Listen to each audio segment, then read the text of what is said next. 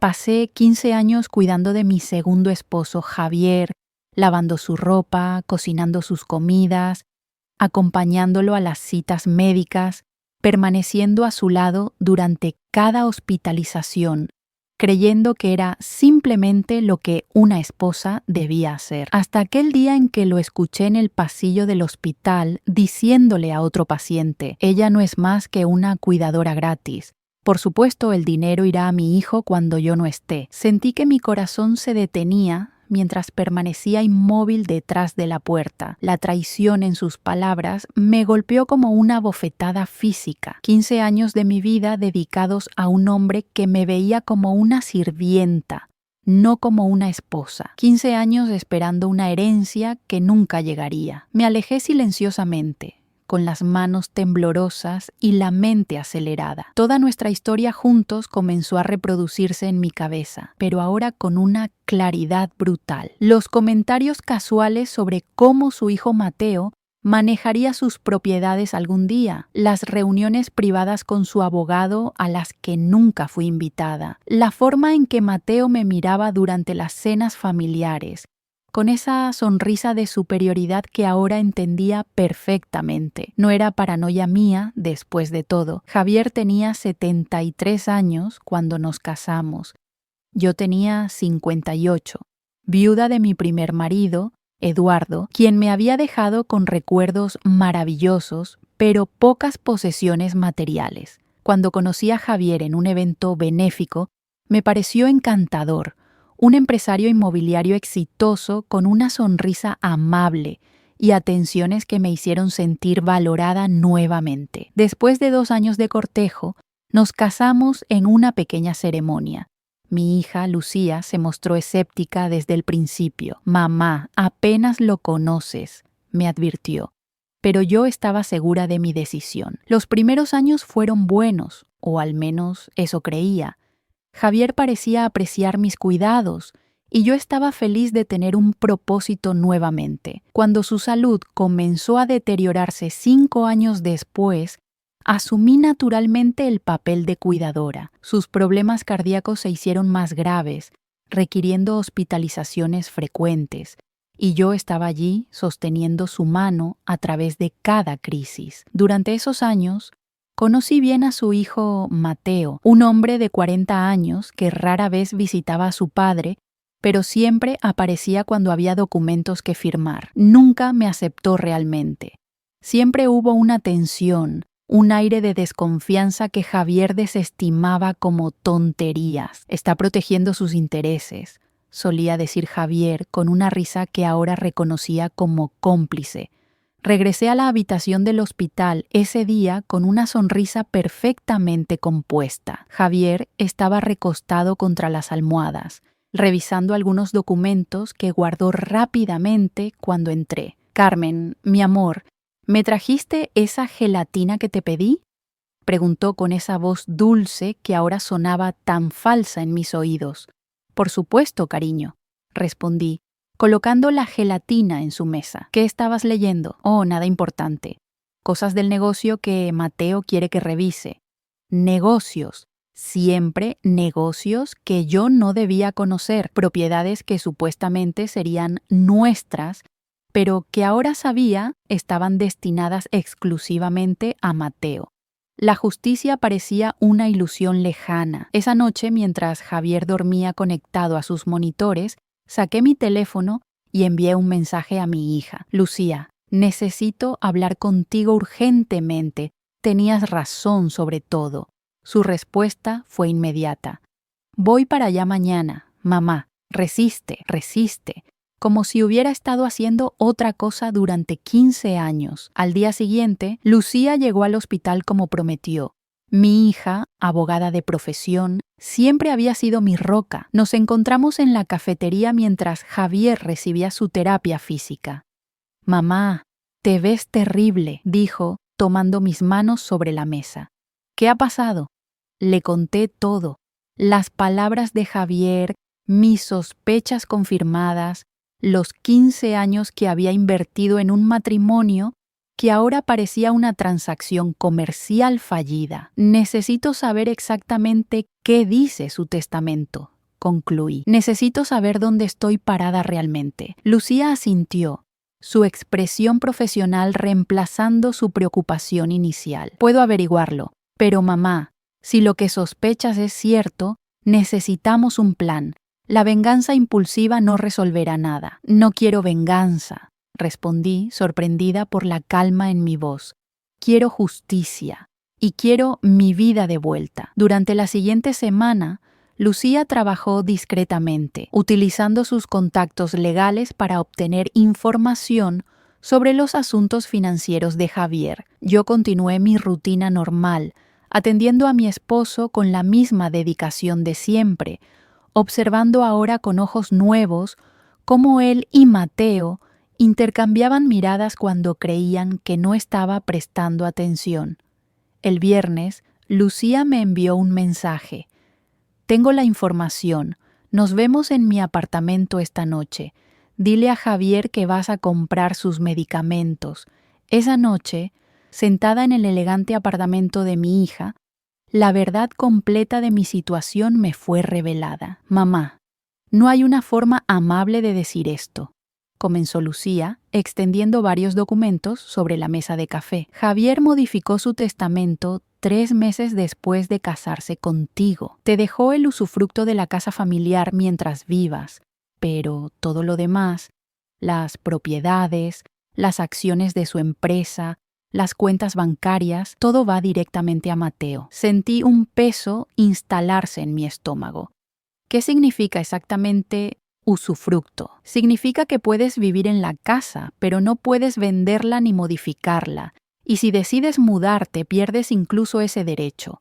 Además, Mateo está nombrado como tu custodio legal en caso de que Javier muera y tú sufras cualquier incapacidad.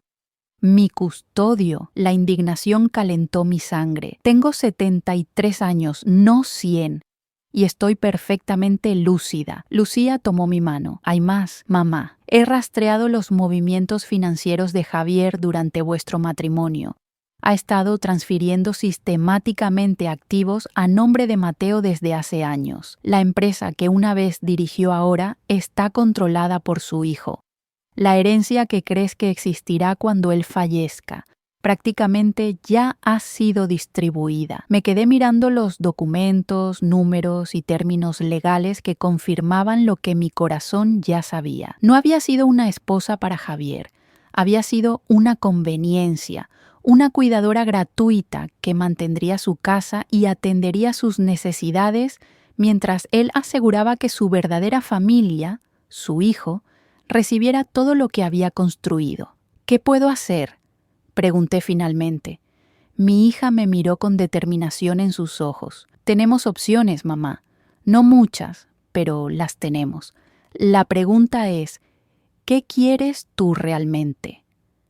Miré por la ventana hacia las luces de la ciudad, pensando en los 15 años perdidos, en las noches pasadas junto a la cama de hospital de un hombre que me había mentido constantemente. Pensé en la familia tóxica que había soportado, en las miradas condescendientes de Mateo, en los susurros cuando entraba en una habitación. Quiero lo que merezco, respondí finalmente. No más, pero definitivamente no menos. Lucía asintió con una sonrisa que reconocí inmediatamente.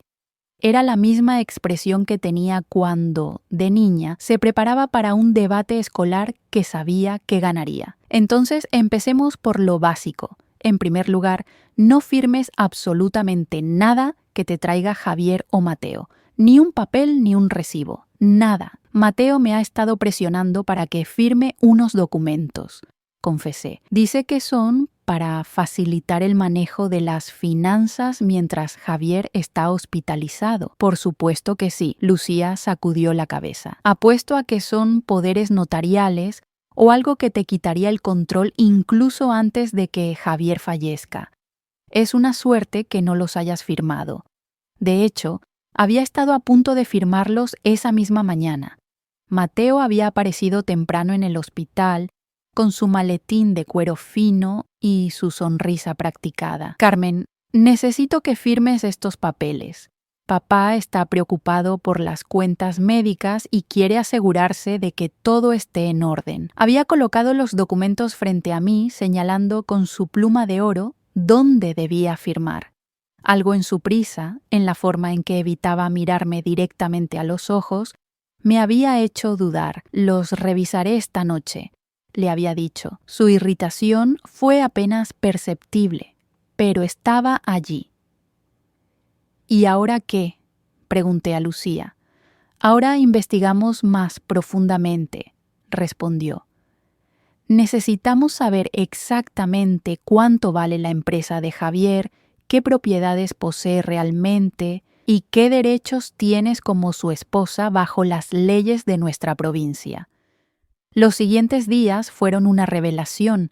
Mientras continuaba mi rutina en el hospital, Lucía trabajaba incansablemente entre bastidores.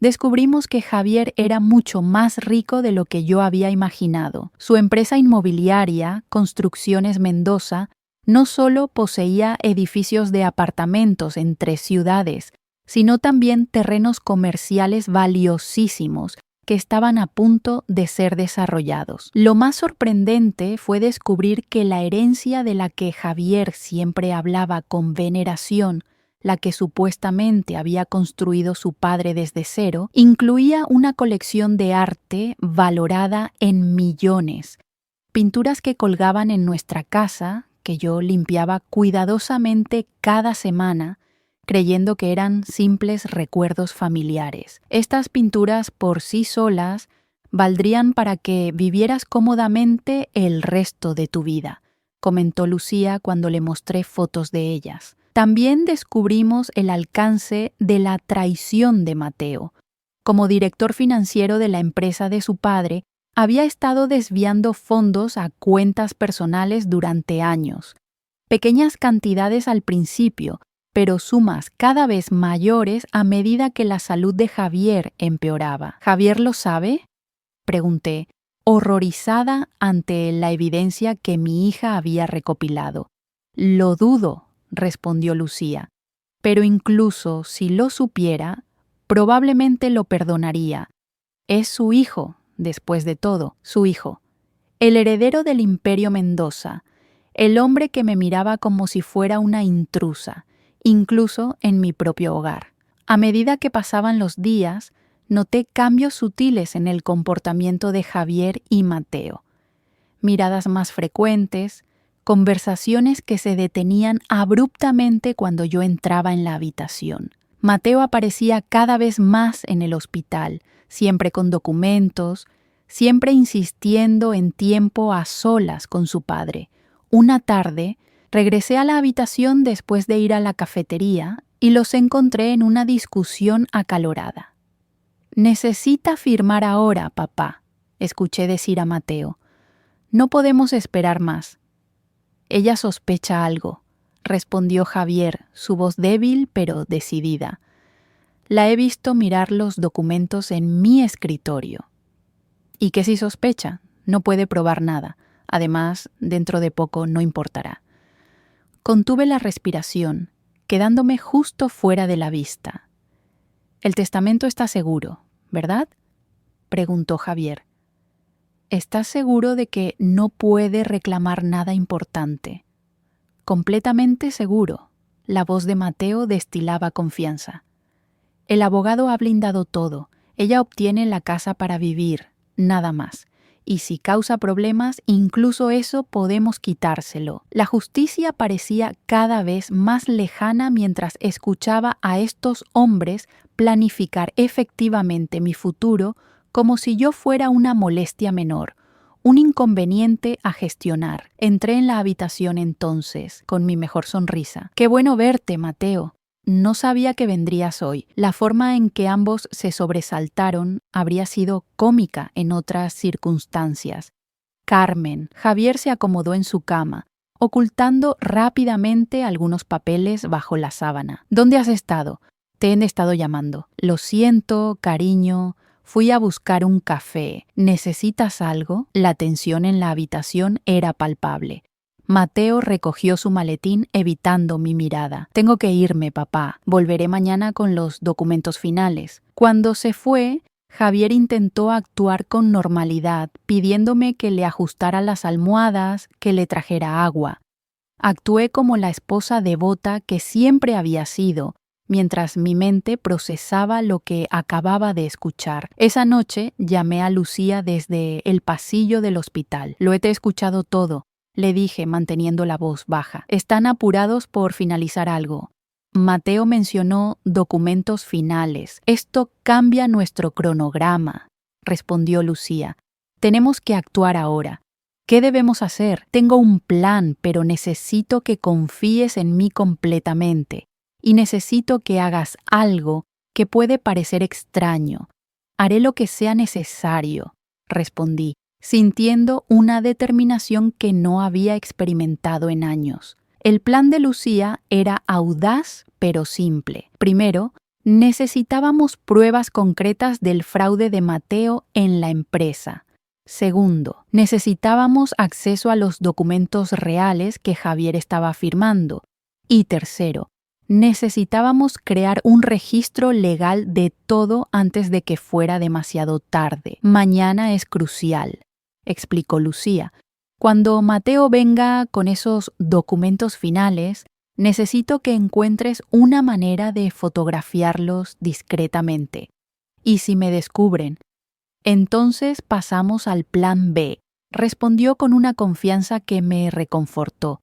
Pero no te preocupes, no estarás sola en esto. Ya he contratado ayuda. La ayuda resultó ser Elena Gutiérrez, una enfermera del turno nocturno que Lucía había conocido durante sus investigaciones. Elena había estado cuidando a Javier durante semanas y había notado comportamientos sospechosos de Mateo. Tu esposo no es el primer anciano rico que he visto ser manipulado por familiares codiciosos, me dijo Elena cuando nos reunimos brevemente en la sala de descanso del personal. Es más común de lo que piensas. Con Elena, como aliada, teníamos ojos en la habitación de Javier incluso cuando yo no estaba presente.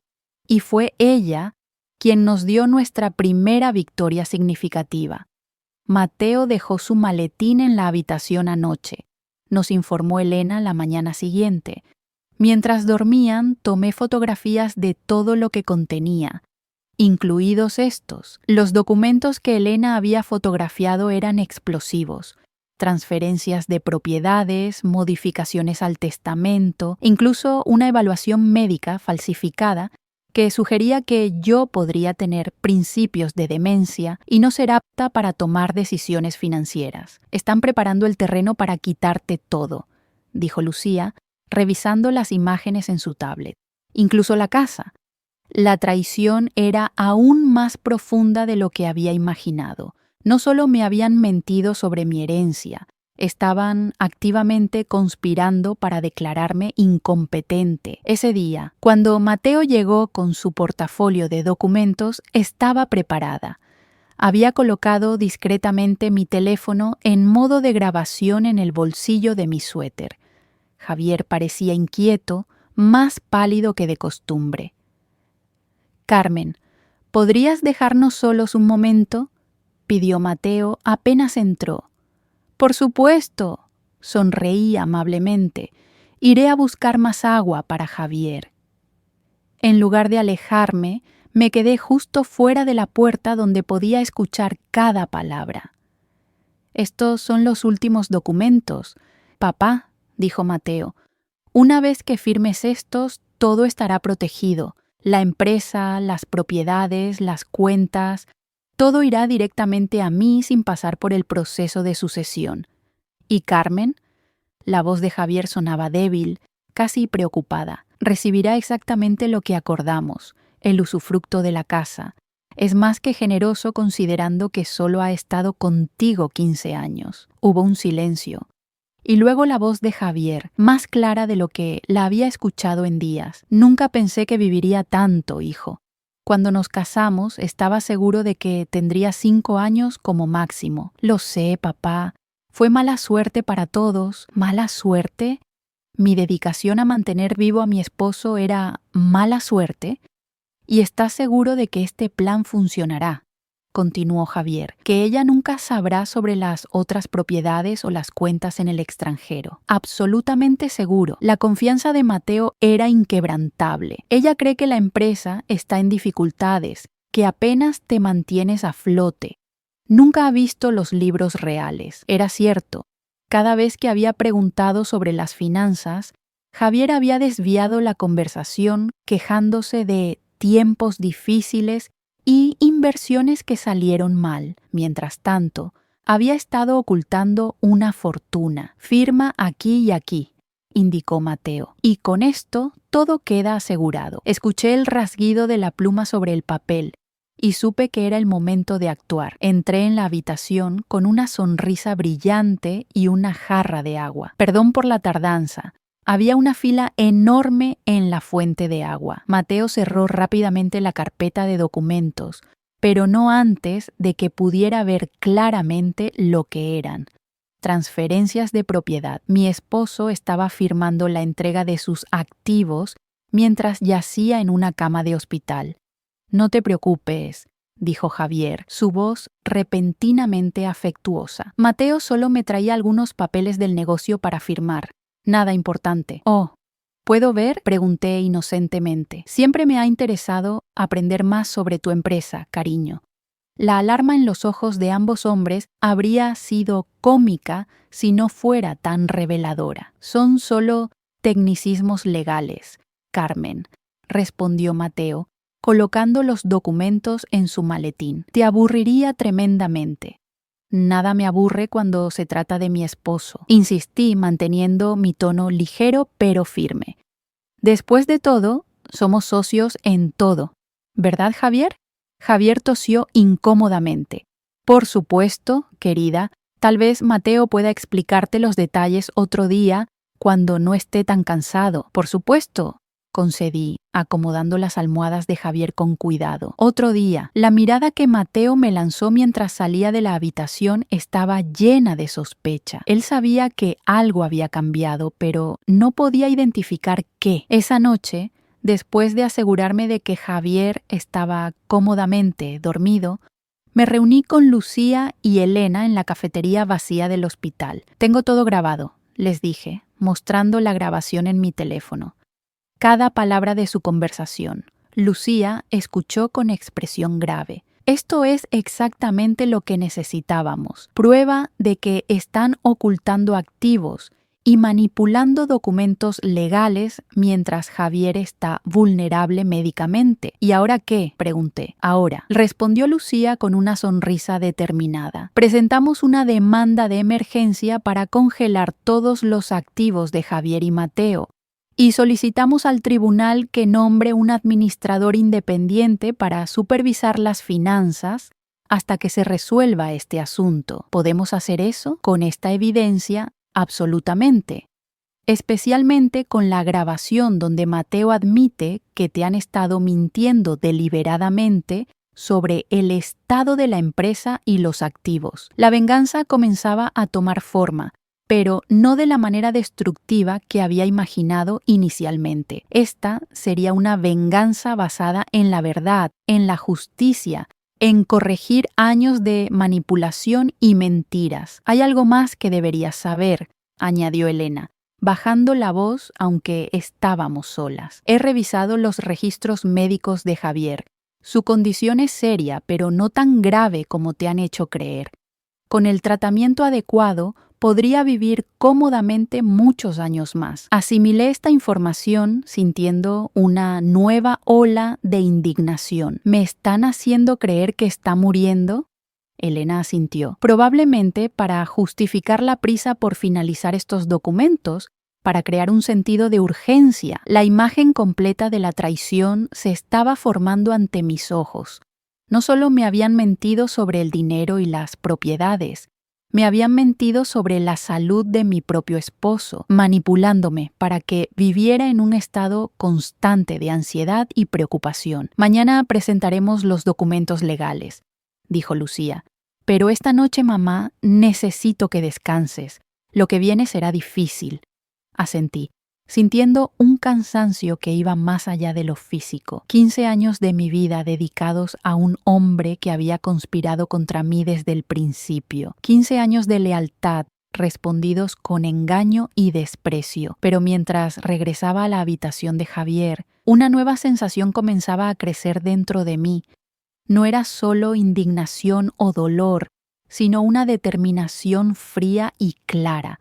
Por primera vez en muchos años, sentía que tenía el control de mi destino, y esta vez no permitiría que nadie me lo arrebatara. La mañana siguiente amaneció con una claridad inusual. Mientras me preparaba en el pequeño baño de la habitación del hospital, observé mi reflejo con nuevos ojos. El rostro que me devolvía la mirada ya no era el de una esposa ingenua y entregada, sino el de una mujer que finalmente veía la verdad. «Buenos días, cariño», saludé a Javier cuando regresé a la habitación. Él estaba despierto, revisando su teléfono con una intensidad que sugería que no eran simples noticias lo que leía. «Carmen», respondió dejando el teléfono rápidamente. «No te oí levantarte. He estado despierta desde temprano», comenté casualmente mientras acomodaba las flores que una enfermera había traído. «Tengo mucho en qué pensar últimamente». Algo en mi tono debió alertarlo, porque dejó de lado su habitual indiferencia matutina y me observó con mayor atención. «¿Sucede algo?» «Nada en particular», sonreí, sirviéndole su té exactamente como le gustaba. «¿Por qué lo preguntas? Pareces diferente hoy». «¿Diferente cómo?». Antes de que pudiera responder, la puerta se abrió y Mateo entró, impecablemente vestido en su traje caro, portando su maletín de cuero como un escudo. «Buenos días», dijo, apenas reconociendo mi presencia antes de dirigirse directamente a su padre. «Necesitamos hablar de los documentos de ayer. Hay un pequeño problema con la transferencia de la propiedad en Costa Verde». «¿Qué problema?», preguntó Javier, tensándose visiblemente. «Nada grave». Mateo lanzó una mirada cautelosa en mi dirección. «Pero preferiría discutirlo en privado». «Por supuesto», respondí antes de que Javier pudiera hablar. «Iré a buscar el desayuno. Los dejaré solos para que hablen de... ¿Cómo lo llamaste?» «Ah, sí, tecnicismos legales». La forma en que ambos me miraron, con una mezcla de sorpresa y recelo, casi me hizo reír. ¿Cuánto tiempo había pasado desde que me habían visto como algo más que una presencia servicial y silenciosa? En lugar de ir a la cafetería, me dirigí al vestíbulo principal donde Lucía me esperaba, vestida con su traje más profesional, una carpeta gruesa bajo el brazo. «¿Estás lista?», preguntó cuando me vio. «Más que nunca», respondí con una firmeza que parecía sorprenderla. «Bien, porque tenemos compañía». Señaló hacia la entrada donde un hombre de mediana edad con expresión severa se acercaba a nosotras. «Este es el juez Ramírez. Ha accedido a revisar nuestra solicitud de emergencia aquí mismo, dadas las circunstancias». El juez Ramírez resultó ser exactamente el tipo de aliado que necesitábamos. Después de revisar la evidencia que Lucía había recopilado, las grabaciones, las fotografías de los documentos, los registros financieros que demostraban el fraude sistemático de Mateo, asintió gravemente. «Esto es muy serio», dijo finalmente. «Si lo que me muestran es correcto, estamos ante un caso claro de abuso financiero a personas mayores y fraude». «Es correcto, su señoría», confirmó Lucía. «Mi madre ha sido víctima de un engaño elaborado, diseñado para privarla de lo que legalmente le corresponde como esposa». «¿Y qué buscan exactamente con esta medida de emergencia?» «3 cosas», respondió Lucía con precisión. «Primero, el congelamiento inmediato de todos los activos de Javier Mendoza y su hijo Mateo Mendoza. Segundo, la designación de un administrador judicial para la empresa Construcciones Mendoza. Y tercero, una orden de restricción que impida a Mateo Mendoza acercarse a mi madre o al hospital mientras dure la investigación». El juez Ramírez reflexionó por un momento. «Normalmente estas peticiones requieren audiencias formales, Pero, dadas las evidencias de actividad fraudulenta en curso y el estado vulnerable del señor Mendoza, firmó los documentos con un movimiento decidido. Concedido. Estas órdenes entran en vigor inmediatamente. Un peso que ni siquiera sabía que cargaba se levantó de mis hombros. Por primera vez en 15 años. Sentía que la justicia estaba de mi lado. Gracias, su señoría, dije con sinceridad. No me agradezca todavía, señora Mendoza, respondió, levantándose para irse. Lo que viene ahora no será fácil. Prepare a su esposo. Los oficiales llegarán pronto para notificar formalmente estas órdenes. Cuando el juez se marchó, Lucía me abrazó fuertemente. Lo logramos, mamá. Es solo el primer paso, pero es crucial. ¿Qué pasará cuando Mateo reciba la notificación?, pregunté, sintiendo repentinamente la magnitud de lo que habíamos puesto en marcha. Probablemente intentará contraatacar legalmente, pero con la evidencia que tenemos. Lucía dejó la frase sin terminar. Su confianza era evidente. Regresé a la habitación de Javier para encontrar a Mateo inclinado sobre la cama, hablando urgentemente en voz baja. Ambos se sobresaltaron cuando entré. Carmen, Javier parecía aliviado de verme, lo cual era extraño. ¿Dónde has estado? Te fuiste por casi 2 horas. ¿2 horas? Miré mi reloj, sorprendida de que el tiempo hubiera pasado tan rápido. Lo siento. Me encontré con Lucía en el vestíbulo y nos pusimos a conversar. Lucía está aquí. La alarma en la voz de Mateo era inconfundible. Sí, vino a ver cómo estaba su padrastro. Respondí con una sonrisa deliberadamente inocente. De hecho, debería estar llegando en cualquier momento. Como si fuera una señal, la puerta se abrió y Lucía entró, seguida por 2 oficiales uniformados y un hombre de traje que reconocí como el administrador judicial designado por el juez Ramírez. ¿Qué significa esto?, exigió Mateo poniéndose de pie. Señor Mateo Mendoza, dijo uno de los oficiales avanzando con documentos en mano. Por orden del Tribunal Superior de Justicia, se le notifica oficialmente el congelamiento de todos sus activos y los de su padre, pendiente de investigación por presunto fraude y abuso financiero. La cara de Mateo palideció, luego enrojeció de ira. Esto es ridículo. ¿Qué clase de broma es esta? No es ninguna broma, señor Mendoza, continuó el oficial, imperturbable. También se le ordena mantener distancia de Carmen Sánchez de Mendoza y abstenerse de cualquier contacto con la empresa Construcciones Mendoza hasta nueva orden judicial. Javier, que había estado observando la escena con incredulidad, finalmente encontró su voz. Carmen, ¿qué has hecho? Me acerqué a su cama, manteniendo mi voz tranquila. He hecho lo que cualquier esposa haría al descubrir que su marido y su hijastro han estado conspirando para robarle. Me he defendido. Esto es un ultraje. Mateo arrebató los documentos al oficial, recorriendo las páginas con ojos frenéticos. Mi padre está enfermo. No pueden hacer esto. De hecho, sobre eso, intervino Lucía, sacando un sobre de su maletín. Hemos solicitado una evaluación médica independiente para el señor Mendoza, que el tribunal ha aprobado. El doctor Vega llegará esta tarde para realizarla. La traición en los ojos de Javier era casi cómica.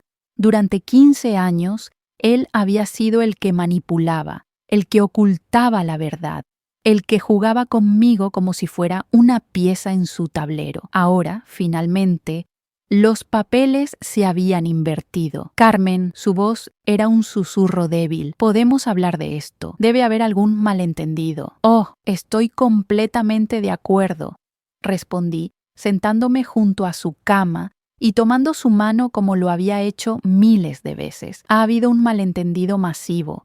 Yo creía que era tu esposa, tu compañera, pero solo era tu cuidadora gratuita, ¿no es así? Un conveniente servicio doméstico mientras transferías tu fortuna a Mateo. Javier tuvo la decencia de parecer avergonzado, pero Mateo no mostró tal restricción. Esto no quedará así, gritó, recogiendo bruscamente su maletín. Llamaré a nuestros abogados inmediatamente. Por supuesto, sonrió Lucía. Pero recuerde, señor Mendoza, sus activos están congelados.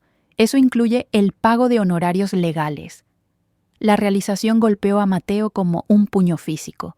Todo su mundo, el dinero, el poder, la seguridad, se estaba desmoronando frente a sus ojos. Esto es tu culpa, se volvió hacia mí con veneno en su voz. Siempre supe que eras una cazafortunas. Solo esperaste el momento adecuado para atacar. No, Mateo, respondí con calma. Esto es el resultado de tus propias acciones, tuyas y de tu padre.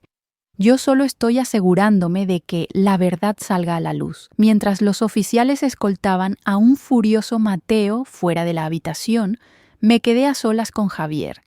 El administrador judicial y Lucía se habían retirado para comenzar a revisar los registros de la empresa. ¿Por qué, Javier? Pregunté simplemente cuando finalmente estuvimos solos. 15 años. Te cuidé durante 15 años. ¿Por qué el engaño? Javier miró hacia la ventana, evitando mis ojos. Era el plan desde el principio, admitió finalmente. Cuando nos conocimos, los médicos me habían dado 5 años de vida, como mucho.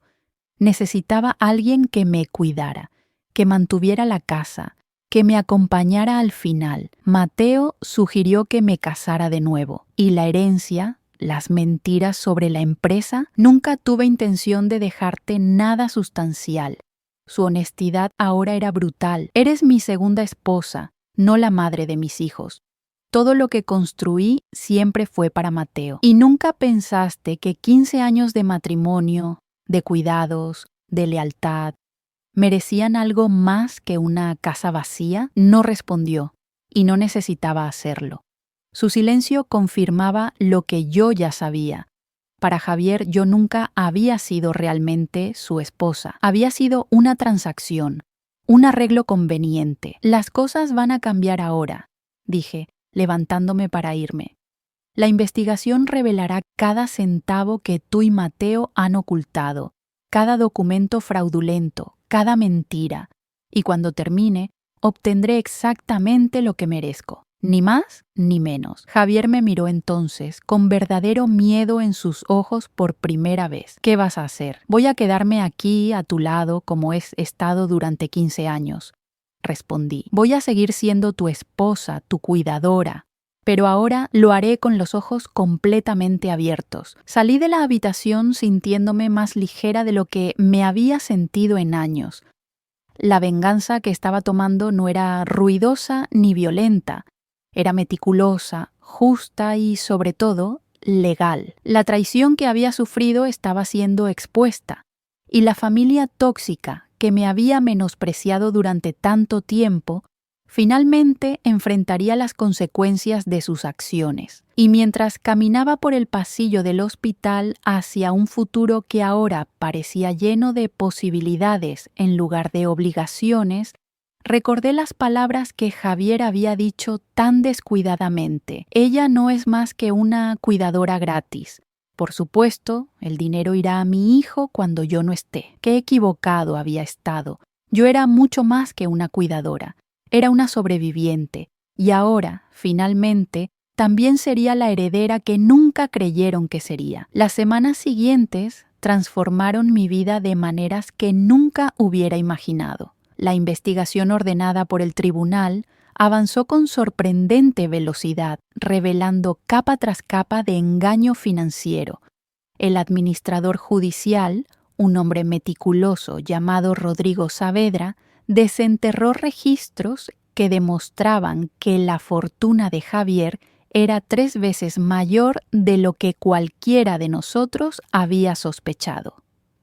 Señora Mendoza, me dijo Rodrigo durante una de nuestras reuniones semanales, hemos descubierto cuentas en 5 países diferentes, propiedades a nombre de sociedades fantasma, y una colección de arte que no aparece en ningún registro oficial. ¿Y todo esto pertenece legalmente a mi esposo? Pregunté, todavía asimilando la magnitud del engaño. Sin duda, aunque ha intentado ocultarlo mediante estructuras corporativas complejas, El rastro del dinero es claro. Todo proviene de las ganancias de Construcciones Mendoza y todo debería estar sujeto a sus derechos matrimoniales. Mis derechos matrimoniales. Un concepto que Javier y Mateo habían intentado borrar de la existencia. La evaluación médica independiente que Lucía había solicitado reveló otra verdad impactante. La condición de Javier era seria pero manejable. Con el tratamiento adecuado, los médicos estimaban que podría vivir cómodamente otros 10 años o más. Te mintieron sobre su pronóstico, confirmó el doctor Vega. No hay razón médica para la urgencia que le han dado a estos asuntos financieros. Esta confirmación fortaleció nuestra posición legal. No solo habían intentado defraudarme financieramente, sino que habían manipulado información médica para crear una falsa sensación de urgencia que justificara sus acciones apresuradas. Mientras tanto, Mateo lanzó su contraataque legal.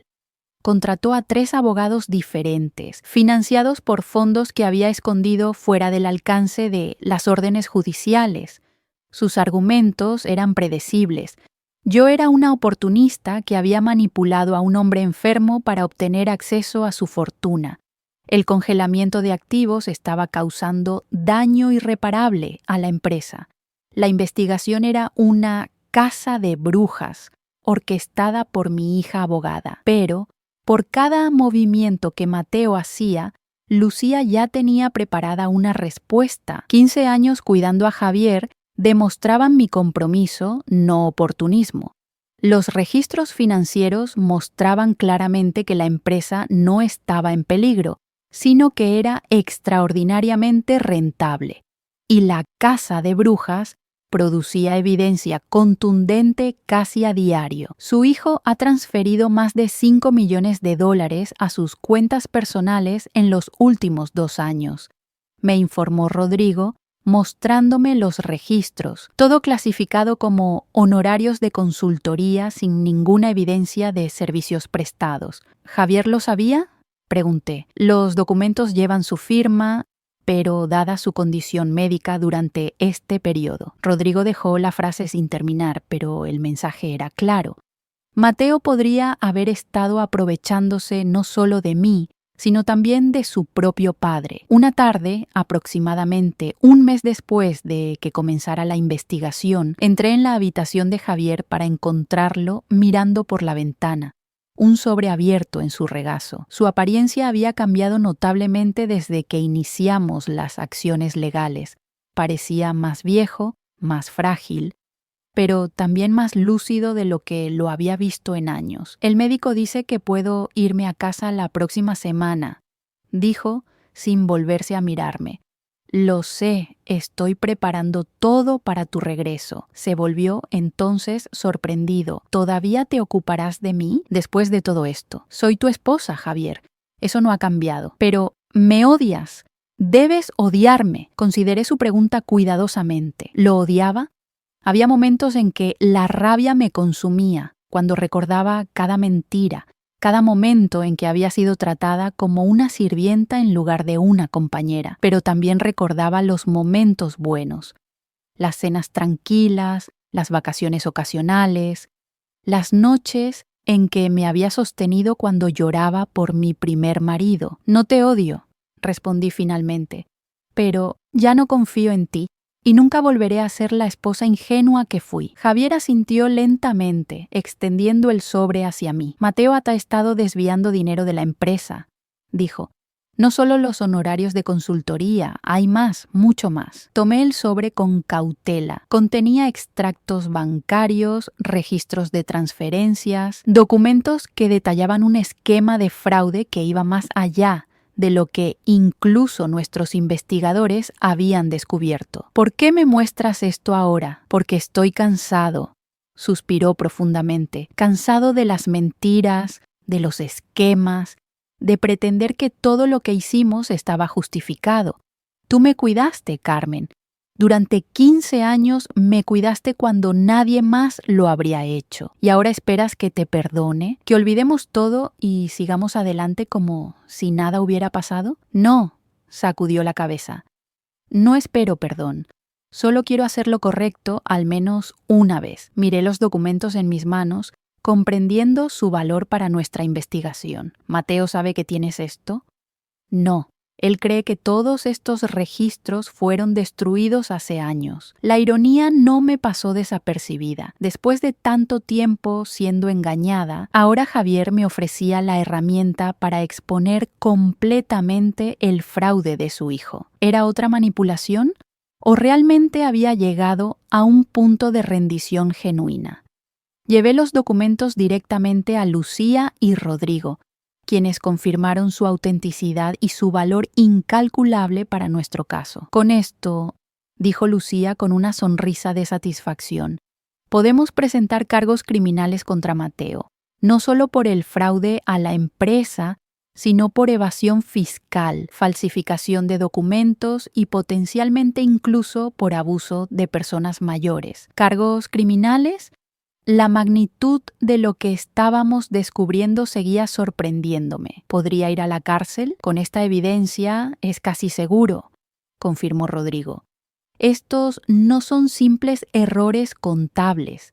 Es fraude sistemático y deliberado a gran escala. Esa noche, mientras me preparaba para dormir en el pequeño sofá de la habitación de Javier como lo había hecho tantas veces, recibí una llamada que cambiaría nuevamente el curso de nuestra situación. Señora Mendoza, la voz de Elena, la enfermera, sonaba urgente. Mateo está aquí. Ha entrado en la habitación de su padre cuando usted salió. Están discutiendo acaloradamente.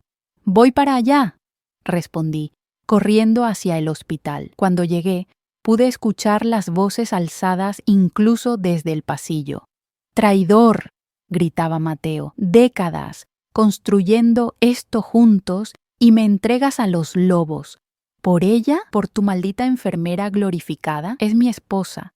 La voz de Javier sonaba más fuerte de lo que la había escuchado en meses. «Y lo que hiciste, lo que hicimos, estuvo mal. Lo sabemos. No me vengas con moralidad ahora. Fue tu idea desde el principio. Encuentra a alguien que me cuide. Pero asegúrate de que no obtenga nada cuando me vaya». Tus palabras exactas. Me quedé paralizada fuera de la puerta, escuchando esta confirmación de lo que ya sabía, pero que aún dolía escuchar tan crudamente expresado. Las cosas cambian, Mateo. Las personas cambian. Tú no cambias. La voz de Mateo estaba llena de desprecio. Solo estás asustado de lo que ella pueda hacer ahora. Bueno, no te preocupes. Me encargaré de este problema de una vez por todas. Hubo un sonido de forcejeo y luego un grito ahogado de Javier. Entré precipitadamente para encontrar a Mateo inclinado sobre la cama, sus manos peligrosamente cerca del tubo de oxígeno de Javier. «¡Aléjate de él!», grité, corriendo hacia la cama. Mateo se volvió, sorprendido por mi entrada. «Tú», escupió con odio. «Todo esto es tu culpa, enfermera», llamé, pulsando repetidamente el botón de emergencia. Seguridad. Lo que sucedió a continuación ocurrió tan rápidamente que apenas pude procesarlo. Mateo avanzó hacia mí con furia en sus ojos. Javier intentó levantarse de la cama, gritando algo ininteligible. La puerta se abrió de golpe y 2 guardias de seguridad entraron corriendo, seguidos por Elena y otro enfermero. «Está intentando lastimar a su padre», grité, señalando hacia Javier que luchaba por respirar, su tubo de oxígeno desplazado. «¡Mentira!», rugió Mateo. «Ella es la que quiere matarlo, por su dinero». Los guardias actuaron rápidamente, sujetando a Mateo mientras el personal médico atendía a Javier. Elena, siempre observadora, señaló hacia la esquina del techo. «Cámaras de seguridad», dijo simplemente, instaladas la semana pasada en todas las habitaciones de cuidados intensivos. El color abandonó el rostro de Mateo, cuando comprendió las implicaciones. Todo, su entrada no autorizada, su confrontación con Javier, su avance amenazante hacia mí, había sido grabado. Esto es un malentendido, balbuceó mientras los guardias lo escoltaban fuera. Venía a visitar a mi padre. Ella es la manipuladora, pero sus protestas sonaban huecas incluso para sus propios oídos. En su rabia, había cometido el error que cambiaría definitivamente el equilibrio de poder. Esa noche, Mateo fue arrestado por violar la orden de restricción y por intento de agresión. Las imágenes de seguridad no dejaban lugar a dudas sobre sus intenciones. El juez Ramírez, informado de los acontecimientos, emitió órdenes adicionales. Mateo quedaba completamente excluido de cualquier decisión relacionada con la empresa o los activos familiares, pendiente del resultado del juicio penal. Te mantendré informada sobre cada desarrollo, me prometió Lucía, mientras revisábamos los nuevos documentos legales en la cafetería del hospital. Pero quiero que sepas que esto es más grande de lo que pensábamos inicialmente. Los registros que Javier te entregó han abierto una investigación sobre lavado de dinero que podría implicar a otros empresarios de la ciudad. Javier también está implicado en eso. Parece que él sabía de algunas actividades cuestionables, pero los registros sugieren que Mateo era el arquitecto principal de los esquemas más serios, especialmente en los últimos años, cuando la salud de Javier estaba más comprometida. Asimilé esta información, tratando de reconciliar al Mateo que conocía, arrogante y condescendiente, pero aparentemente profesional, con esta imagen de un criminal sofisticado. ¿Qué pasará con Javier?, pregunté finalmente. Legalmente, su situación es complicada, los documentos que proporcionó ayudan, pero no lo exoneran completamente.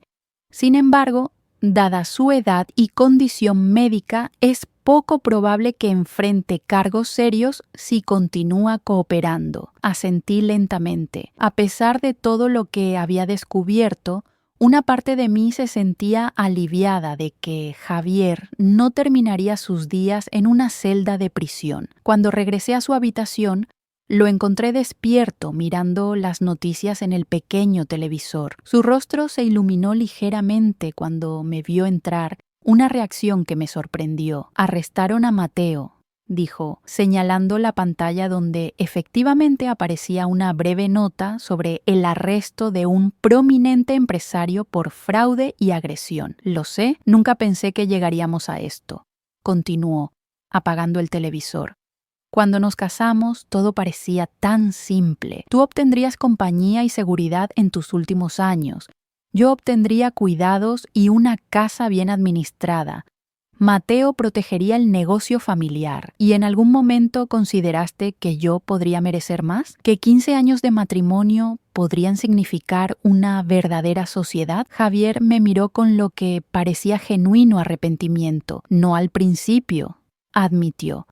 Pero con el tiempo, sí, hubo momentos en que quise cambiar nuestro acuerdo, pero Mateo siempre estaba allí, recordándome nuestro plan original, insistiendo en que te mantenía alejada de las finanzas por mi propio bien. ¿Y le creíste? Quería creerle. Era más fácil que admitir que te había hecho algo terrible a alguien que solo me había mostrado bondad. Su honestidad, aunque tardía, me conmovió más de lo que esperaba.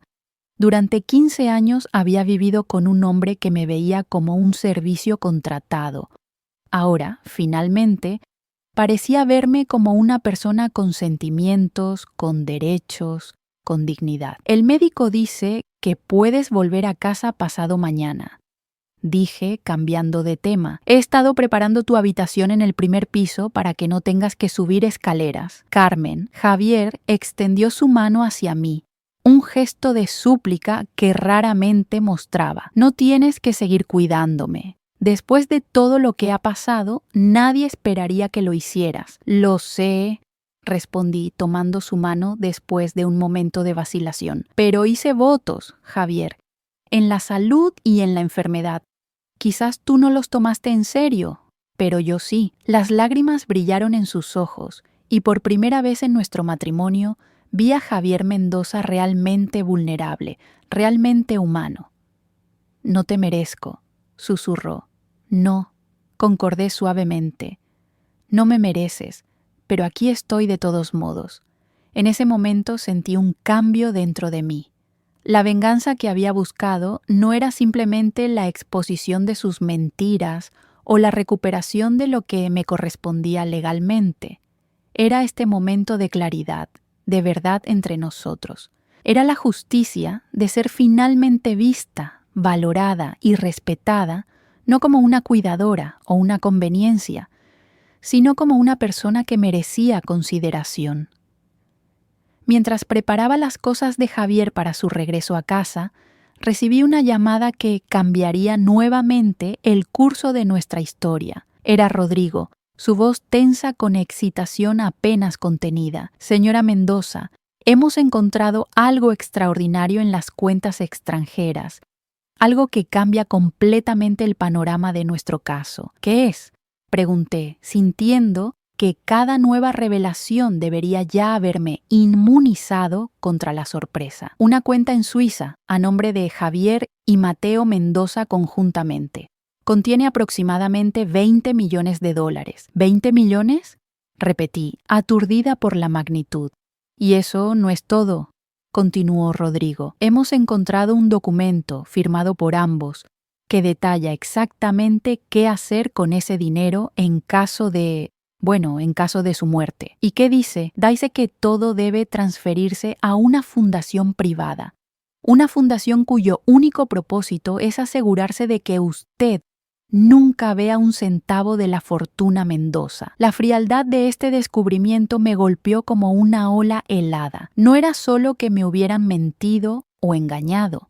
Habían construido activamente estructuras diseñadas específicamente para defraudarme, incluso después de la muerte de Javier. ¿Es legal?, pregunté finalmente. No bajo nuestras leyes de bienes gananciales. Es un intento deliberado de eludir sus derechos como esposa.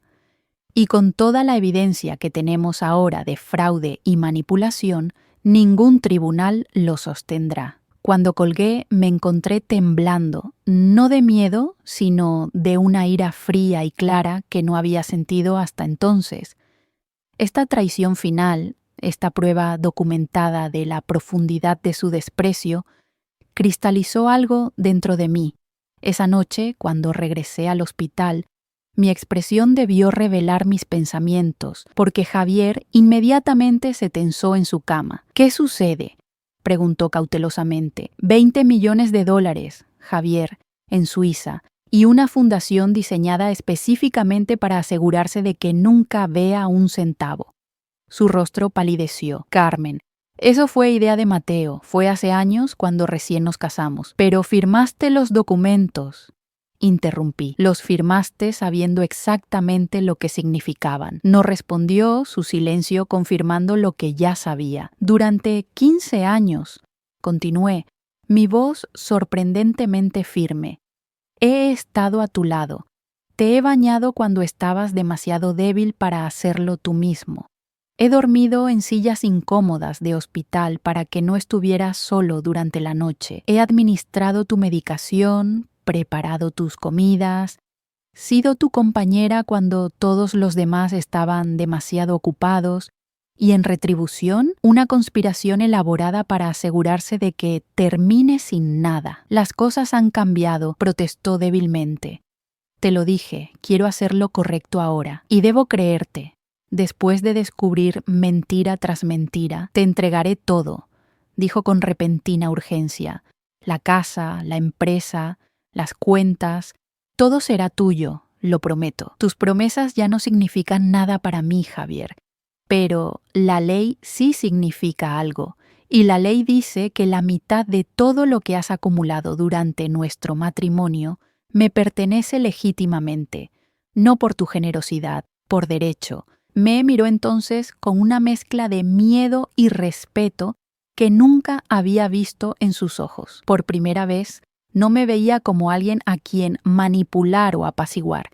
Me veía como una adversaria formidable. ¿Qué vas a hacer?, preguntó finalmente. Voy a asegurarme de que se haga justicia, respondí simplemente, para mí y para todos los demás a quienes tú y Mateo han defraudado a lo largo de los años. Salí de la habitación con la cabeza alta, sintiendo una extraña sensación de liberación. Durante 15 años había sido la esposa complaciente, la cuidadora devota, la presencia silenciosa y servicial. Ese papel había terminado. Emergía ahora como alguien nuevo, una mujer que conocía su valor y que no descansaría hasta que el mundo también lo reconociera. La venganza que buscaba ya no era simplemente financiera o legal, era la reivindicación completa de mi dignidad, de mi humanidad, de mi derecho a ser tratada con el respeto que había ganado a través de años de lealtad inquebrantable. Y mientras caminaba por los pasillos del hospital hacia un futuro que ahora controlaba, supe que finalmente estaba tomando mi vida en mis propias manos. La traición había sido profunda, pero mi resolución era más profunda aún. Y esta vez nadie, ni Javier, ni Mateo, ni nadie dictaría mi destino excepto yo misma. El día en que Javier regresó a casa, marcó el inicio de una nueva fase en nuestra confrontación.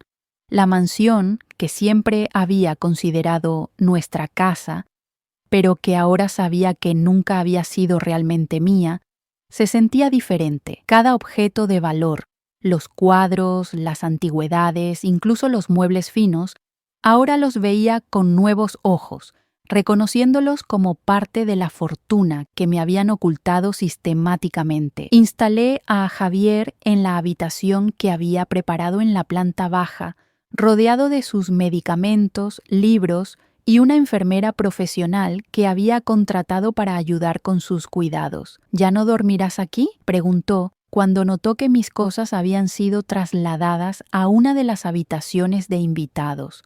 No, respondí simplemente. Eso también ha cambiado. Su expresión reveló una mezcla de comprensión y algo que parecía casi decepción. Era curioso cómo, incluso después de descubrir sus engaños, una parte de él parecía esperar que nuestra relación continuara como antes. Las revelaciones siguieron llegando a medida que la investigación profundizaba en las finanzas de los Mendoza. Una tarde, Lucía llegó con otra carpeta de documentos y una expresión que indicaba noticias significativas. Encontramos las pinturas, anunció mientras nos sentábamos en el jardín lejos de los oídos de Javier, las que fueron prestadas a varios museos europeos. Pinturas, repetí, confundida. 11 obras maestras que supuestamente formaban parte de la colección familiar Mendoza y que fueron generosamente prestadas a museos en Francia, España e Italia, excepto que no fueron prestadas, fueron vendidas con los pagos dirigidos a cuentas offshore controladas por Mateo. Y Javier sabía de esto. Los documentos llevan su firma, pero dadas las fechas. Lucía consultó sus notas. Coinciden con periodos en que estaba gravemente medicado durante hospitalizaciones. Es posible que Mateo haya abusado de la confianza de su padre, tanto como abusó de la tuya. Esta revelación añadía una nueva dimensión a la situación. ¿Era Javier también, en cierto modo, una víctima de la codicia de Mateo? ¿O había sido un participante voluntario hasta que su hijo se volvió demasiado codicioso? Esa noche, durante la cena que compartíamos en silencio incómodo, decidí confrontarlo directamente. Las pinturas, Javier, las que vendieron a museos europeos mientras decían que eran préstamos, ¿sabías de eso? Su mano se detuvo a mitad de camino hacia su boca. El tenedor cargado con comida que yo había preparado cuidadosamente según sus restricciones dietéticas. ¿Cómo descubriste eso?, preguntó, evadiendo mi pregunta. Respóndeme. ¿Lo sabías? Dejó el tenedor y me miró con una expresión que no pude descifrar completamente. No al principio, admitió finalmente. Mateo me dijo que era mejor prestarlas a museos prestigiosos para aumentar su valor. Firmé los papeles sin leerlos detenidamente. Fue solo años después, cuando intenté recuperar una para nuestro aniversario. ¿Recuerdas ese paisaje que siempre te gustaba, que descubrí que ya no nos pertenecían? ¿Y qué hiciste cuando lo descubriste? Confronté a Mateo. Él dijo que había sido necesario para salvar la empresa durante la recesión, que sin esas ventas hubiéramos perdido todo. ¿Y le creíste? Javier bajó la mirada hacia su plato. Quería creerle. Era más fácil que admitir que mi propio hijo me había robado. Hubo algo en su tono. Una vulnerabilidad genuina que me hizo pausar. Por primera vez consideré la posibilidad de que la relación entre Javier y Mateo no era tan simple como había asumido. ¿Era posible que Mateo hubiera manipulado a su padre tanto como nos había manipulado a todos los demás? El desarrollo más impactante llegó una semana después, cuando Rodrigo apareció en nuestra puerta con una expresión grave. «Señora Mendoza», dijo formalmente, aunque a estas alturas nos habíamos vuelto bastante cercanos. «Necesito hablar con usted y su esposo. Es sobre los hallazgos de la auditoría forense». Conduje a Rodrigo al estudio donde Javier pasaba la mayor parte de sus días, revisando documentos antiguos y respondiendo preguntas de los investigadores. Cuando entramos, levantó la vista con la resignación de alguien que esperaba más malas noticias. «Hemos completado el análisis de las transacciones financieras de los últimos 5 años», comenzó Rodrigo, colocando un grueso informe sobre el escritorio. «Y hemos descubierto un patrón consistente de desvío de fondos de la empresa a cuentas personales controladas exclusivamente por Mateo Mendoza». «Ya sabíamos eso», comenté, insegura de por qué esta información merecía una visita personal. «Lo que no sabíamos», continuó Rodrigo, «es que estas transferencias ocurrieron casi exclusivamente durante los periodos en que el señor Mendoza estaba hospitalizado o bajo fuerte medicación. Y lo más significativo, descubrimos varios documentos con firmas falsificadas». «¿Falsificadas?». Javier se inclinó hacia adelante, súbitamente alerta. «Sí. Hemos consultado con expertos en grafología que confirman que al menos 30 documentos críticos, incluyendo transferencias de propiedad y cambios en el testamento, contienen firmas que no fueron hechas por usted, señor Mendoza». El silencio que siguió fue denso con implicaciones. Si las firmas eran falsificadas, si Mateo había actuado sin el conocimiento o consentimiento de Javier en estas transacciones, entonces la narrativa cambiaba significativamente. «¿Está diciendo», pregunté lentamente, «que Javier podría no haber sido completamente consciente de lo que Mateo estaba haciendo? La evidencia sugiere que, si bien el señor Mendoza estaba ciertamente al tanto de algunos aspectos del plan para limitar su herencia, Rodrigo eligió sus palabras cuidadosamente. Es posible que no conociera la magnitud completa del fraude de su hijo, especialmente en los últimos años cuando su salud se deterioró. Miré a Javier, buscando en su rostro alguna señal de engaño, alguna indicación de que esto era simplemente otra manipulación. Pero lo que vi fue algo que nunca había esperado. Vergüenza genuina y profunda. «Confié en él», dijo Javier, su voz apenas audible. «Era mi hijo, mi único hijo. Nunca pensé que me robaría». «¿Qué significa esto para nuestro caso?», pregunté a Rodrigo, intentando procesar esta nueva información. «Significa que tenemos que reconsiderar algunos aspectos.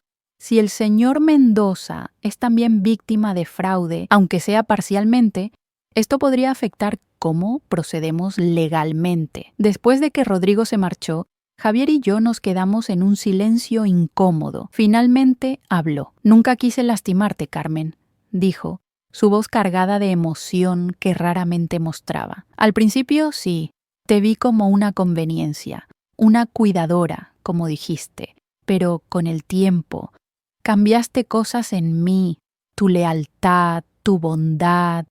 Nadie me había tratado así en décadas. ¿Por qué no dijiste nada cuando empezaste a sospechar que Mateo estaba robando? Vergüenza, orgullo, miedo, enumeró tristemente. Miedo de admitir que mi propio hijo, a quien había criado para que fuera como yo, había resultado ser algo mucho peor. Me senté frente a él, estudiando al hombre que había sido mi esposo durante 15 años y que, en muchos sentidos, seguía siendo un misterio para mí. ¿Qué quieres ahora, Javier?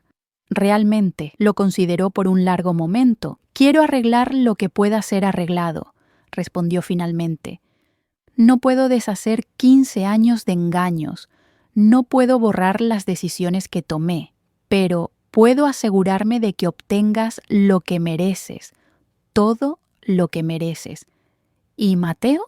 Su expresión se endureció. Mateo hizo sus elecciones. Ahora debe afrontar las consecuencias. Al día siguiente, Javier solicitó una reunión con Lucía, Rodrigo y los investigadores principales.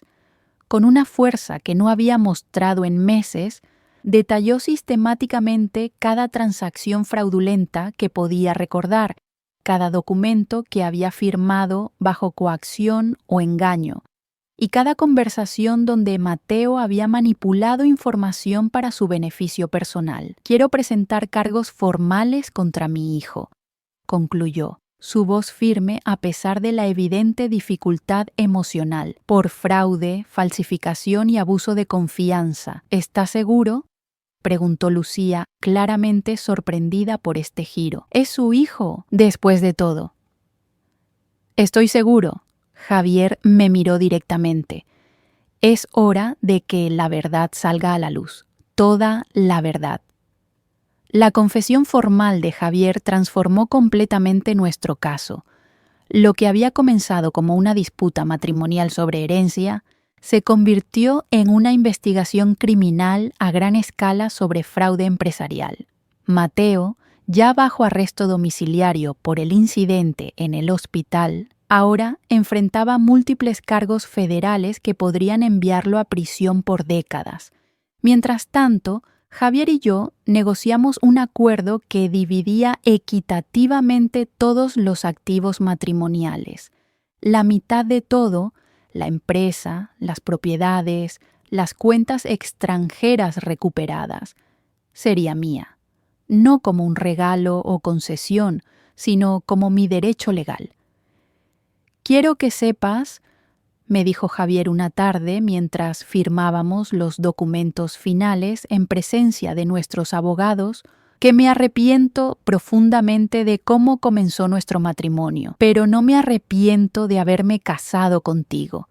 Lo miré, sorprendida por esta confesión inesperada. Has sido una mejor esposa de lo que jamás merecí, continuó. Y ahora finalmente espero ser el tipo de esposo que mereces, por el tiempo que me quede. No supe qué responder a esto. Parte de mí quería rechazar sus palabras como manipulación tardía, pero otra parte reconocía la sinceridad en sus ojos. Este hombre, que había conspirado para engañarme, que había visto nuestro matrimonio como una transacción conveniente, ahora parecía genuinamente arrepentido. La justicia estaba tomando su curso, tanto legal como emocional. Mateo enfrentaría las consecuencias de sus acciones. Javier estaba intentando redimirse a través de la honestidad tardía, y yo, después de 15 años como la esposa ignorada y subestimada, finalmente estaba siendo reconocida y valorada. 3 meses después de aquel día fatídico en el hospital, cuando escuché esas palabras crueles que cambiaron todo, ella no es más que una cuidadora gratis, me encontré sentada en la primera fila de la sala del tribunal, observando cómo Mateo Mendoza era esposado para su sentencia. Ya no era el empresario arrogante, con trajes italianos y mirada condescendiente. Vestía un traje simple y gastado, su rostro demacrado por meses de arresto domiciliario y el estrés del juicio. Cuando nuestros ojos se encontraron brevemente, vi algo que nunca había esperado: vergüenza. El juez Ramírez, quien había supervisado el caso desde el principio, revisó los documentos frente a él con expresión severa. «Mateo Mendoza», comenzó, su voz resonando en la sala silenciosa. «Este tribunal lo encuentra culpable de fraude financiero, falsificación de documentos, evasión fiscal y abuso de personas mayores. Los crímenes que ha cometido no son solo contra la ley, sino contra su propia familia. Ha traicionado la confianza de su padre y ha intentado despojar a su madrastra de lo que legítimamente le correspondía». Javier, sentado a mi lado, tomó mi mano, un gesto simple pero revelador de cómo nuestra relación había evolucionado a través de esta crisis. Considerando la naturaleza sistemática de sus delitos y la considerable suma de dinero involucrada, continuó el juez, este tribunal lo sentencia a 12 años de prisión federal y a la restitución completa de todos los fondos desviados ilegalmente. 12 años. La magnitud de la sentencia me sorprendió, aunque los fiscales nos habían preparado para esta posibilidad. Mateo pasaría más de una década tras las rejas, su reputación destruida, su futuro irrevocablemente alterado. No sentí la satisfacción triunfante que había anticipado. En cambio, experimenté algo más complejo, una mezcla de alivio, justicia y un toque de tristeza por la tragedia de toda la situación. Una familia destrozada por la codicia, la desconfianza y las mentiras. Cuando salimos del tribunal, los periodistas nos esperaban. La historia de los Mendoza había captado la atención nacional, no solo por la magnitud del fraude, sino por su dimensión humana.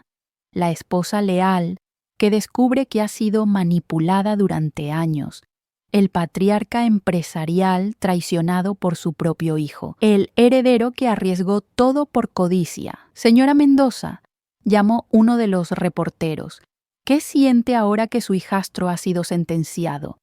Consideré la pregunta cuidadosamente. «Siento que se ha hecho justicia», respondí finalmente, «no solo para mí, sino para todos los afectados por las acciones de Mateo, incluido su padre. ¿Continuará su matrimonio con Javier Mendoza después de todo esto?» Miré a Javier, quien me observaba con una expresión que había aprendido a reconocer como respeto genuino.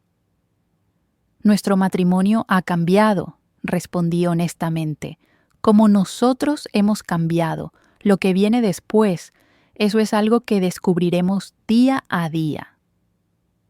Esa noche, sentados en la terraza de la casa que ahora legalmente era mitad mía, Javier y yo compartimos una botella de vino en un silencio contemplativo. «¿Lamentas algo de esto?», preguntó finalmente, su voz suave en la oscuridad. «Lamento los años perdidos», respondí después de considerarlo. «Lamento haber vivido tanto tiempo sin saber la verdad, pero no lamento haberla descubierto, aunque fuera dolorosa. Yo lamento todo», confesó Javier. «Excepto haberte conocido, eso nunca podría lamentarlo». Lo miré, este hombre que había planeado engañarme, pero que ahora parecía sinceramente arrepentido. ¿Sabes lo que más me dolió? No fue el dinero oculto o las propiedades secretas. Fue escucharte decir que yo no era más que una cuidadora gratis, como si los 15 años que pasé a tu lado no significaran nada. Fue la mentira más grande que jamás dije, respondió Javier, su voz quebrada por la emoción, porque incluso entonces sabía que eras mucho más. Eras la única persona que realmente se preocupaba por mí, no por mi dinero o mi poder. Y eso me aterrorizaba. ¿Te aterrorizaba que me preocupara por ti? Me aterrorizaba no merecerlo. Y tenía razón, no lo merecía. Permanecimos en silencio por un largo momento, el peso de 15 años de engaños y revelaciones entre nosotros. «¿Qué hacemos ahora?», preguntó finalmente. Era la pregunta que había estado considerando durante semanas. Con Mateo en prisión y la fortuna Mendoza legalmente dividida, tenía opciones que nunca antes había contemplado. Podía divorciarme de Javier, tomar mi parte y comenzar una vida completamente nueva. Podía viajar, dedicarme a causas que me importaban, quizás incluso encontrar un nuevo amor. O podía quedarme y reconstruir algo diferente con este hombre que, a pesar de sus fallos monumentales, parecía genuinamente determinado a redimirse. Propongo un nuevo acuerdo, dije finalmente, uno basado en la honestidad esta vez. Sin engaños, sin manipulaciones, sin secretos. ¿Qué tipo de acuerdo? Seguiré siendo tu esposa, seguiré cuidándote como lo prometí, pero a cambio quiero ser tratada como una verdadera socia en todos los aspectos de nuestra vida.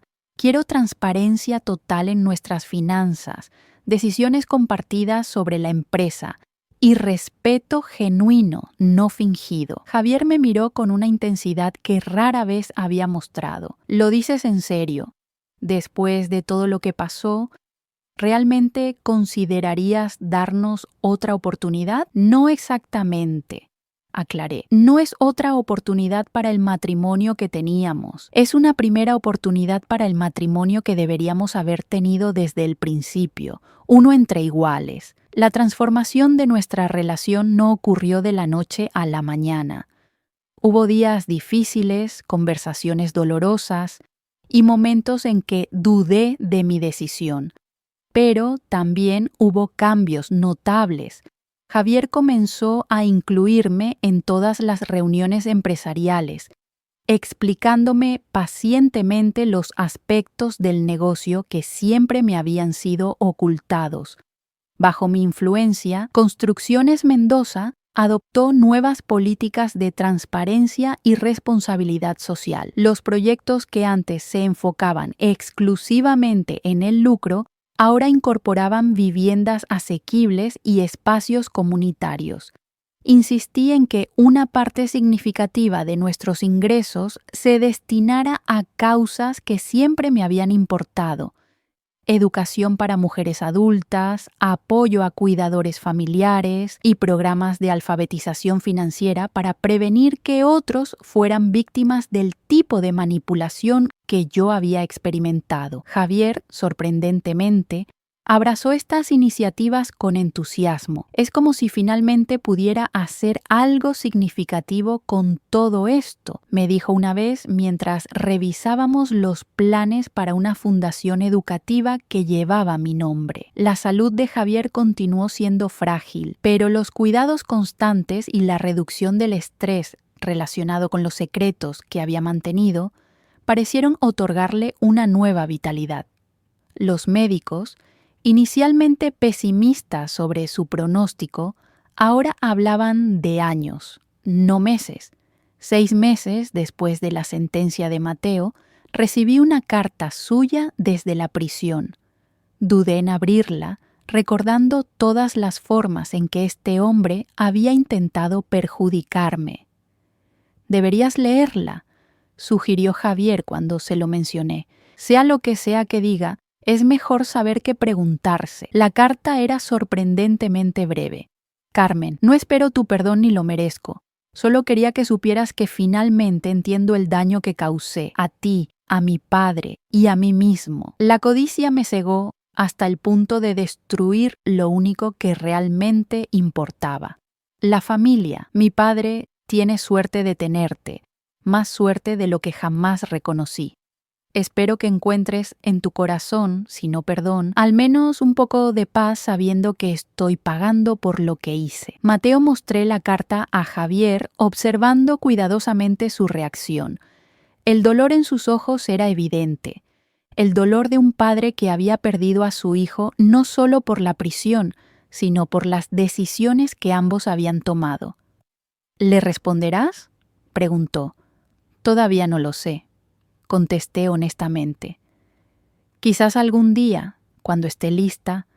La verdadera prueba de nuestro nuevo acuerdo llegó un año después del colapso de Javier en el hospital. Su salud había mejorado notablemente bajo cuidados consistentes, pero una mañana se despertó con dolor en el pecho y dificultad para respirar. Los médicos diagnosticaron un episodio cardíaco leve, no crítico, pero preocupante. Durante su nueva estadía en el hospital, Observé cómo Javier interactuaba con las enfermeras, los médicos e incluso con el personal de limpieza. Ya no era el empresario arrogante que esperaba ser servido sin cuestionar.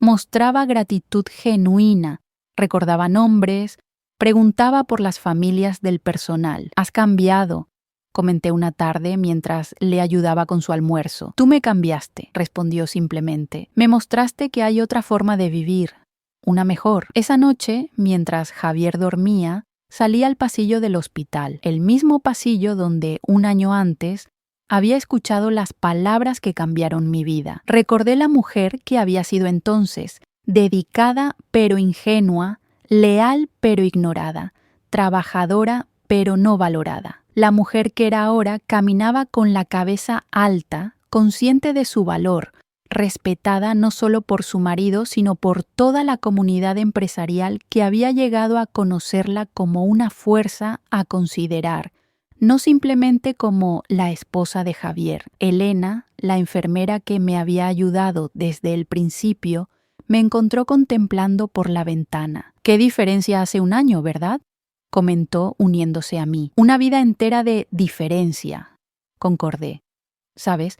Cuando todo esto comenzó, pensé que terminarías dejándolo una vez que recuperaras lo que te correspondía legalmente». «Yo también lo pensé», admití. «Pero resulta que lo que realmente quería no era solo el dinero o las propiedades, era el respeto, el reconocimiento, la verdad. ¿Y ahora tienes todo eso? Ahora tengo eso y más».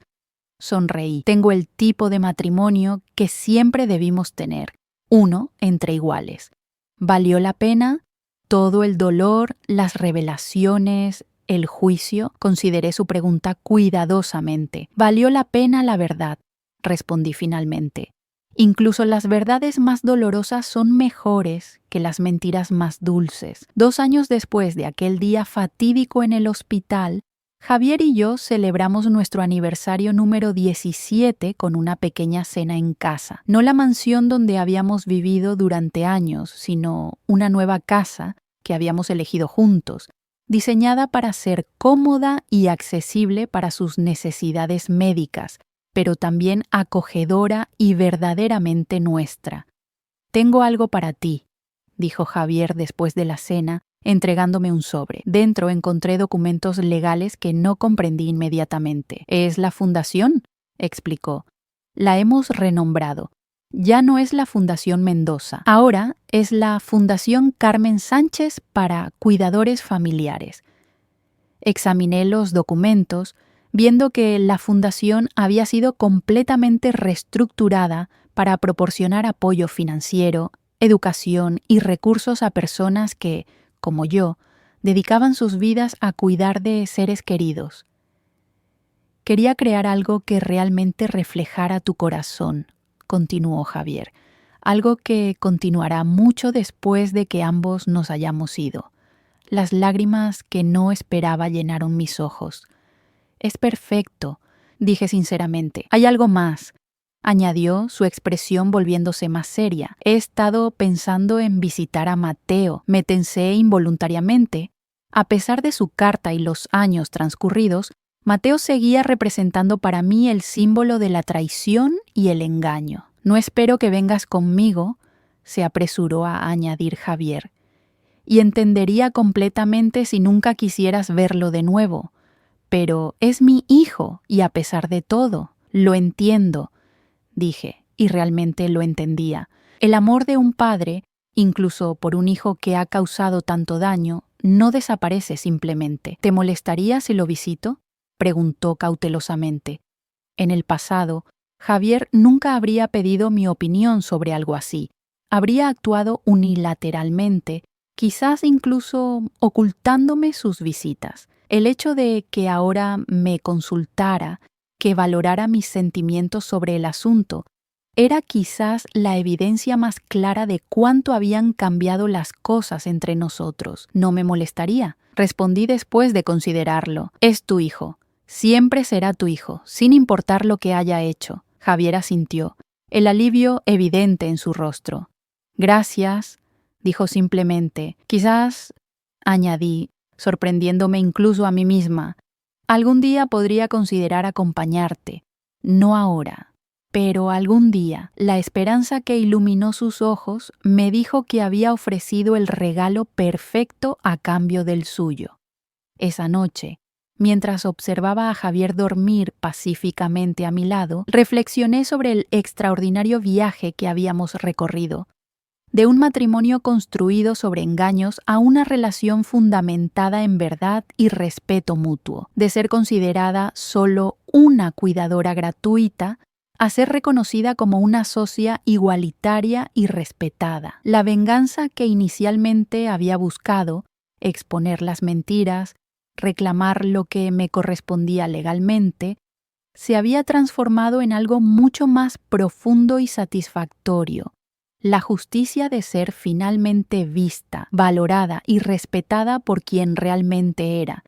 Las palabras que había escuchado aquel día en el pasillo del hospital habían sido crueles, pero también habían sido el catalizador para una transformación que nunca habría ocurrido de otra manera. A veces, las heridas más dolorosas nos llevan a las sanaciones más profundas, y mientras la noche avanzaba, me di cuenta de que había encontrado algo que el dinero, las propiedades o incluso la venganza nunca podrían proporcionar: la paz que viene de vivir auténticamente, de ser valorada genuinamente y de transformar el dolor en propósito. No era el final feliz que había imaginado cuando me casé con Javier 17 años atrás. Era algo mejor, un nuevo comienzo basado en verdad, respeto y la fuerza que viene de finalmente conocer tu propio valor. 5 años han pasado desde aquel día en el hospital, cuando escuché a Javier decir que yo no era más que una cuidadora gratis. Palabras que cambiaron todo, que abrieron mis ojos a una realidad que había estado frente a mí durante 15 años, pero que me había negado a ver. La Fundación Carmen Sánchez para Cuidadores Familiares se ha convertido en una organización reconocida nacionalmente, proporcionando apoyo a miles de personas que, como yo, dedican sus vidas al cuidado de seres queridos. Ofrecemos desde asistencia financiera hasta asesoramiento legal, educación sobre derechos patrimoniales y, quizás lo más importante, comunidad para quienes a menudo se sienten invisibles en su labor diaria. Javier, contra todo pronóstico médico, sigue con nosotros. Su salud es frágil pero estable, y cada día que pasa parece determinado a rectificar los errores del pasado. Ya no es el empresario despiadado obsesionado con proteger su fortuna a toda costa. Ahora dedica sus energías a asegurarse de que su legado sea uno de generosidad y reparación, no de codicia y engaño. Construcciones Mendoza, bajo nuestra dirección conjunta, ha sido completamente transformada. Los edificios que antes eran símbolos de ostentación ahora incluyen viviendas asequibles y espacios comunitarios. Los beneficios que antes se acumulaban en cuentas secretas ahora se reinvierten en programas de capacitación laboral y becas educativas. Mateo cumple su 8º año en prisión. Javier lo visita mensualmente, un ritual que observo con una mezcla de respeto por su lealtad paterna y cautela por mi propia protección emocional. Hace 2 años, finalmente encontré la fuerza para acompañarlo en una de estas visitas. El Mateo que encontré no se parecía en nada al hombre arrogante que había conocido. La prisión lo había cambiado profundamente. Su rostro mostraba líneas de arrepentimiento genuino, y sus ojos carecían de la calculadora frialdad que una vez los caracterizó. «Carmen», dijo cuando me vio, visiblemente sorprendido por mi presencia. No esperaba. «Gracias por venir. No fue una reunión fácil. Décadas de resentimiento y traición no se disuelven con una simple visita, pero fue un paso hacia algo que nunca había anticipado. No perdón, exactamente, pero quizás comprensión.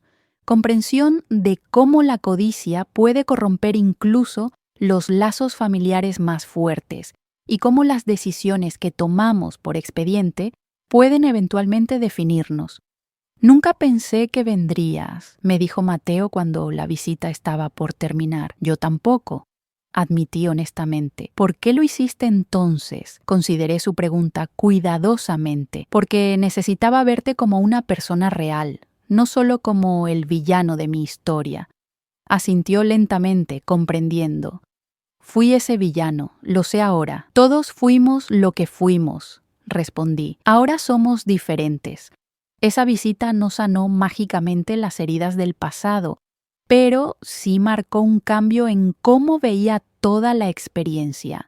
Ya no era simplemente una víctima que había sido engañada, sino una sobreviviente que había encontrado fuerza en la adversidad y propósito en el dolor. Lucía, mi brillante hija, ha sido una constante fuente de apoyo y orgullo. Su bufete de abogados ahora se especializa en proteger a adultos mayores de abusos financieros y explotación, inspirada directamente por nuestra experiencia. Juntas, hemos trabajado para cambiar leyes estatales, fortaleciendo las protecciones para cónyuges en matrimonios de larga duración y aumentando las penas para quienes cometen fraude contra personas mayores. Nunca pensé que mi madre se convertiría en una reformadora legal, bromeó durante una cena reciente, pero supongo que la indignación justificada es un poderoso motivador. No es solo indignación, corregí, es el deseo de asegurarse de que nadie más tenga que descubrir, después de 15 años de matrimonio, que fueron considerados solo una cuidadora gratis. En cuanto a Javier y yo, nuestro matrimonio se ha transformado en algo que nunca hubiera creído posible. No es la historia de amor apasionada que algunas mujeres sueñan, ni la asociación meramente conveniente que una vez fue. Es algo más complejo y, en muchos sentidos, más profundo. Una sociedad forjada a través del fuego de la verdad, templada por el reconocimiento mutuo de nuestras faltas y fortalezas. Dormimos en la misma habitación ahora, algo que no hicimos durante los primeros 2 años después de las revelaciones. No fue un regreso romántico a los brazos del otro, sino una decisión práctica cuando su salud empeoró temporalmente, que evolucionó hacia algo más cómodo y natural de lo que habría imaginado. Una noche reciente, mientras le ayudaba con su medicación nocturna, Javier tomó mi mano con una intensidad que me sorprendió. ¿Sabes qué es lo más irónico de todo esto?, preguntó. ¿Qué? Que después de todos mis esquemas para proteger mi dinero, lo que realmente tenía valor era algo que nunca supe apreciar: tu lealtad, tu compañía, tu bondad. Estaba tan ocupado protegiendo cosas que podían contarse que casi perdí lo único que realmente importaba. ¿Y qué era eso?, pregunté, aunque creía conocer la respuesta. La posibilidad de no morir solo, respondió simplemente, de tener a alguien que realmente se preocupara, no por mi dinero o lo que pudiera proporcionarle, sino por mí, por el hombre detrás de la fortuna. Sus palabras me conmovieron más de lo que esperaba, porque en el centro de toda nuestra saga, las mentiras, el fraude, las batallas legales, residía esta verdad fundamental. Todos anhelamos ser vistos, valorados y amados por quienes realmente somos. Te habría cuidado de todos modos, dije suavemente, si hubieras sido honesto desde el principio, si me hubieras tratado como una socia en lugar de una empleada, habría estado a tu lado voluntariamente, sin necesidad de engaños. Lo sé, respondió, sus ojos brillantes con lágrimas no derramadas. Ese es mi mayor arrepentimiento, que desperdicié años que podríamos haber tenido algo genuino, algo real. Mientras se quedaba dormido, reflexioné sobre el extraordinario viaje que habíamos recorrido. De víctima a defensora, de esposa ignorada a socia respetada, de una mujer que no conocía su propio valor a alguien que había construido un legado de ayuda para otros. La herencia que una vez me negaron ahora se ha convertido en algo mucho más valioso que propiedades o cuentas bancarias. Es el legado de transformar el dolor en propósito, la traición en justicia y el engaño en verdad. Hace 5 años, cuando escuché a mi esposo describirme como solo una cuidadora gratis, pensé que era el final de todo lo que había creído sobre nuestro matrimonio. Resultó ser el comienzo de algo más auténtico de lo que jamás hubiera imaginado. No todas las historias de traición terminan en reconciliación, y no todas las heridas pueden sanarse completamente. Pero a veces, si tenemos el coraje de enfrentar la verdad y la determinación de buscar justicia en lugar de venganza, podemos transformar incluso nuestras experiencias más dolorosas en fuentes de fortaleza, propósito y, finalmente, paz. Ahora, a los 78 años,